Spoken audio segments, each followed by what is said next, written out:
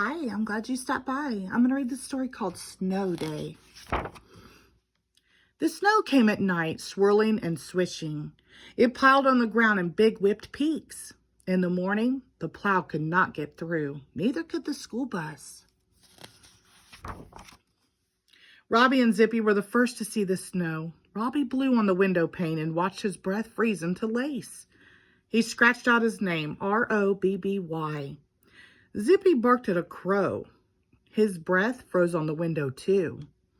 "It's a snow day," Robbie yelled, dancing across the floor in his bare feet, twirling like the flakes in the sky. Zippy barked and twirled like a furry flake. Robbie ran to his sister's room. "There's tons of snow outside," he shouted, bouncing on the bed. Louise looked out the window. "Wow, I bet they call off school. Let's go listen to the radio." When the radio announcer said their school was closed, Robbie and Louise let out a yelp. Zippy jumped in the air. "I'm going to watch TV," said Louise. "It's dumb to waste a snow day on television," Robbie said to Zippy. "Let's wake up Heather." "Heather," Robbie said onto Heather's sleeping ear. "It's a snow day. There's no school." "Ah, good. Wake me for lunch." Heather was too grown up to be excited about the snow. She covered her head with her blanket. Only her foot stuck out. Zippy nibbled it. "And tell that dog to leave me alone," Heather mumbled into her pillow. "Mom and Dad get grouchy too when we wake them up," Robbie whispered to Zippy. "Let's make our own breakfast."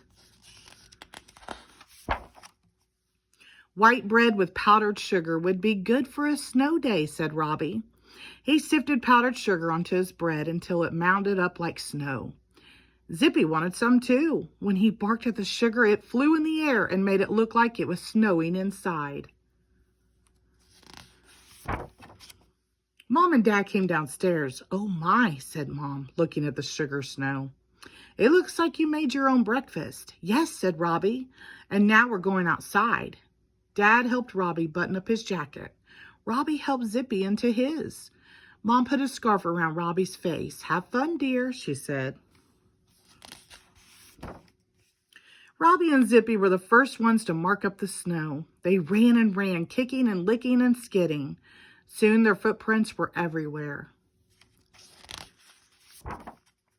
Robbie pulled his scarf off his face and ran up to the living room window. "Louise," he shouted, "let's make snow angels." Louise looked at Robbie's flattened face. "Okay," she said. Louise and Robbie fell onto the snow and flapped their legs and arms. "I'm going to make snow monsters," Robbie said, squirming in the snow, "until it looked like a monster with two heads." Zippy made snow dogs. Dad came out to shovel the driveway. He lifted off big chunks of snow and piled them to the side.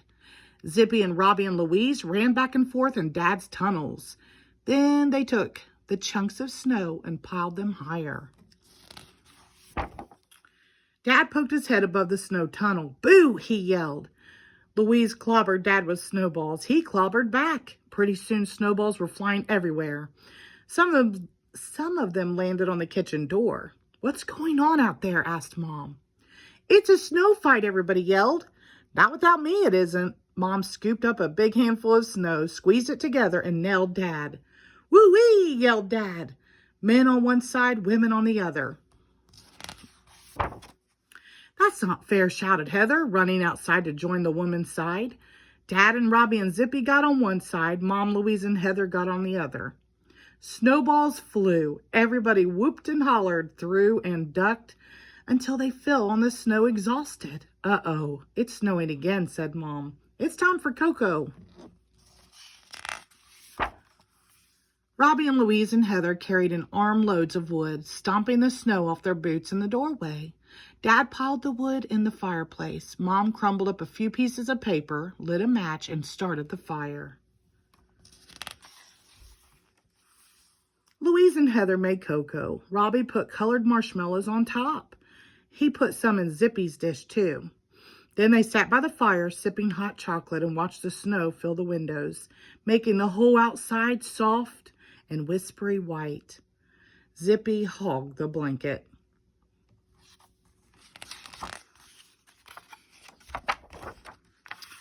The end. Thank you.